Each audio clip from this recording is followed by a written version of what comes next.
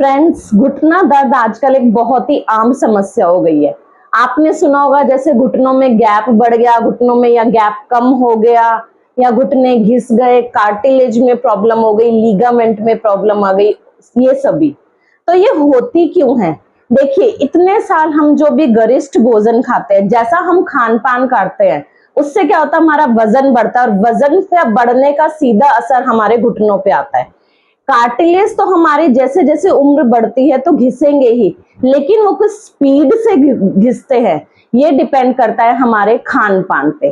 Cartilage में क्या होता है, हमारे घुटनों के बीच में इस तरह से गद्दी होती है, वो घिसती है तो वो घुटने आपस में रगड़ खाने लगते हैं। तो आज मैं आपको 4 से 5 ऐसी क्रियाएं बताऊंगी जो हमारे गैप कम हो गया कहते हैं, उससे क्या होता है, हड्डियां रगड़ खा रही हैं। और लीगामेंट की जो प्रॉब्लम्स है, लीगामेंट की प्रॉब्लम होती है हमारे में, क्या होता है कि घुटनों में गैस आ जाती है, और उस गैस को हम कैसे रिलीज करेंगे, और कार्टिलेज की प्रॉब्लम उससे हमारी कैसे ठीक होगी। तो ये क्रियाएं बहुत ही आसान है। आप अपनी क्षमता के अनुसार इन क्रियाओं को शुरू करें।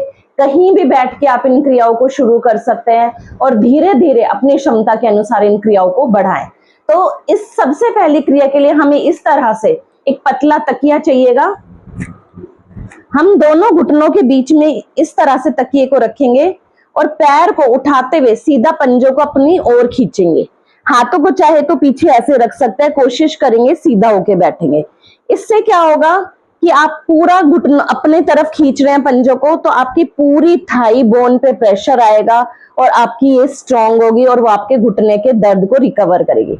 उसके बाद हम बाहर की तरफ पूरा खींचेंगे, तो क्या होगा कि घुटना आपका इस तरह से फैलेगा और घुटने के बीच में गैप बनना शुरू होगा, और हो सकता है शायद थोड़ी बहुत ग्रीस भी बननी शुरू हो जाए और आपके घुटनों की हड्डियां आपस में रगड़ खानी कम होंगी। फिर हम अंदर खींचेंगे, और जब हम अंदर खींचेंगे तो श्वास भरेंगे, जब हम बाहर खींचेंगे तो श्वास को खाली करेंगे।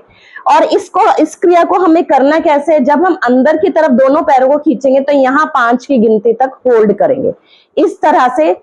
1 2 3 4 5। फिर बाहर की तरफ खींच देंगे, 1 2 3 4 5। फिर अंदर की तरफ खींचेंगे, 1 2 3 4 5। बाहर की तरफ खींचेंगे, 1 2 3 4 5।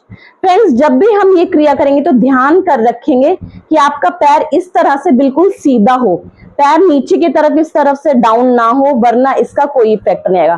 पैर को बिल्कुल सीधा करते हुए पंजों को अपनी तरफ खींचना है और बाहर की तरफ पूरा खींचना है। दूसरी क्रिया करने के लिए इसी तरह से हमें एक पतला तकिया चाहिए, और इस तकिए को घुटने के नीचे लाके पैर को अपनी तरफ खींचना है और यहाँ पे कुछ देर होल्ड करना है। इसमें भी आप क्या करेंगे, घुटने के बीच में अपने गैप को बढ़ा रहे हैं। देखिए, इस तरह से करेंगे तो पूरा घुटना आपका बाहर की तरफ खुलेगा और गैप बढ़ेगा, और यहीं पर कुछ देर रुकेंगे। 1 मिनट से शुरू करते करते धीरे धीरे अपनी होल्डिंग को बढ़ाए, या अगर आप 1 मिनट शुरू में नहीं कर सकते तो 30 सेकंड से शुरू करते करते धीरे धीरे 1 से 2 मिनट पर पहुंचे, और यहां पर लाते हुए फिर धीरे धीरे इसको पैर को ऐसे खोलेंगे। उसके बाद फिर पैर को मोड़ेंगे और यहां कुछ देर रुकेंगे और फिर पैर को खोल देंगे। इसी तरह से आप ये चीज दूसरे पैर से करेंगे। पैर को अपने पास लेके आए, कमर को सीधा करें और धीरे धीरे खोल दें। फिर पैर को अपने पास लेके आए, बैक को स्ट्रेट करें और धीरे धीरे खोल दें। तीसरी क्रिया जो हम करेंगे उसके लिए पैर को ऐसे बीच फोल्ड करेंगे और फिंगर्स को इस तरह से इंटरलॉक करते हुए, आपस में फंसाते हुए, यहीं से पैर का इस तरह से सर्कल बनाएंगे। 8 से 10 सर्कल बनाएंगे। जब आप इस तरह से सर्कल बनाएंगे तो हो सकता है आपके घुटनों से चरचर जैसी आवाज आए या कुछ आवाजें आए। वो किस चीज की आवाज होती है, या तो आपकी हड्डियां आपस में रगड़ खा रही हैं, या फिर गैस आपकी घुटनों में हो सकती है जो आपकी रिलीज हो रही है। लेकिन जब आप ये बनाना शुरू करेंगे और धीरे धीरे डेली बनाएंगे तो आपकी ये चीजें में आपको आराम लगने लगेगा। 4 5 6 7 8 9 10। इस तरह से आप 10 बार क्लॉकवाइज बनाएं और 10 बार ही एंटी क्लॉकवाइज बनाएं। 1 2 3 4 5 6 7 8 9 10। तो फ्रेंड्स, ये क्रिया आपकी लीगामेंट को मजबूत करेगी, आपकी घुटने की मसल्स को स्ट्रॉन्ग करेगी। जब हमारे घुटने में टोन होती है, हमारी मसल स्ट्रॉन्ग होती है, तो उनमें ब्लड का फ्लो अच्छा होता है, और जब हमारे घुटनों में ब्लड का फ्लो अच्छा होगा तो आपके घुटनों का धीरे धीरे दर्द मानो गायब ही हो जाएगा। फ्रेंड्स, एक बात बताइए, ये क्रिया इतनी इजी, आप कहीं भी बैठ के कर सकते हैं, और अगर करने में आपको 10 से 20% भी आराम मिला तो आपकी कोई दवाई लेनी नहीं पड़ी, आपको कोई ऑपरेशन कराना नहीं पड़ा, सिर्फ बैठे बैठे आपने कुछ क्रियाएं करी।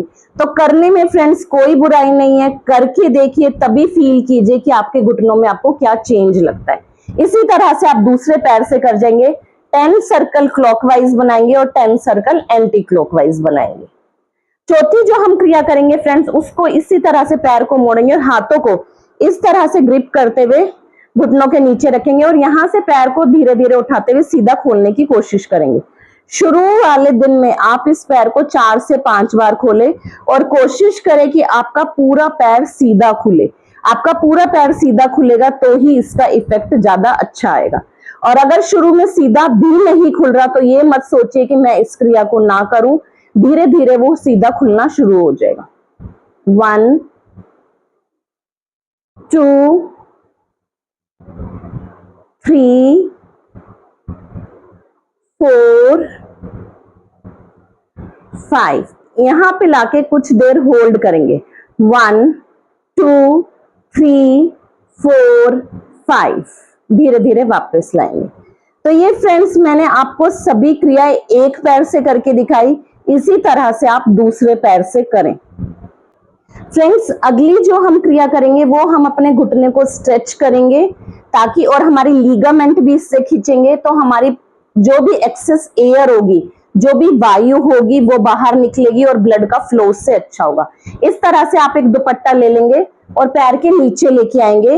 ये प्रैक्टिस आप हाथों से भी कर सकते हैं, पर उसके लिए धीरे धीरे, शुरू में ये प्रैक्टिस हाथों से नहीं हो पाएगी, फ्लेक्सिबिलिटी बढ़ने के बाद ही हो पाएगी। और धीरे धीरे इस तरह से अपने पैर को ऊपर की तरफ खोल देंगे और अंदर की तरफ खींचने की कोशिश करेंगे। जहां तक भी जो कोई खींच सकता है खींचे, घुटने को टाइट कर देंगे, एकदम सीधा कर देंगे, और यहाँ पर कुछ देर 15 से 20 सेकंड तक होल्ड करेंगे।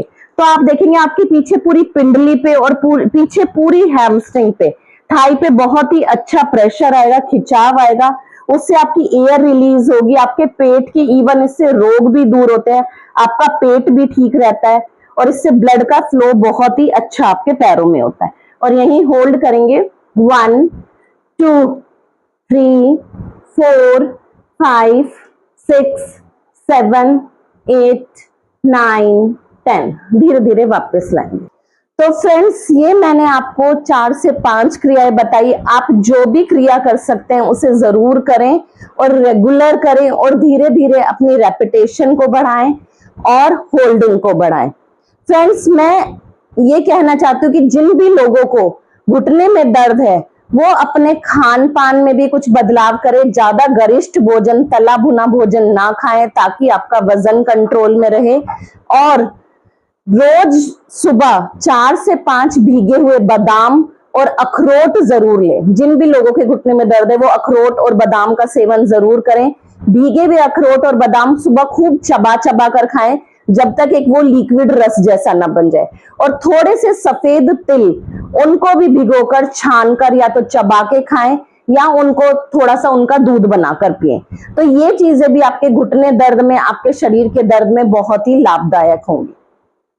फ्रेंड्स, आशा करती हूं आपको मेरी ये वीडियो पसंद आई होगी, तो प्लीज मेरी वीडियो को लाइक कीजिए, मेरे चैनल को सब्सक्राइब कीजिए और मेरी वीडियो को शेयर कीजिए। राधे राधे।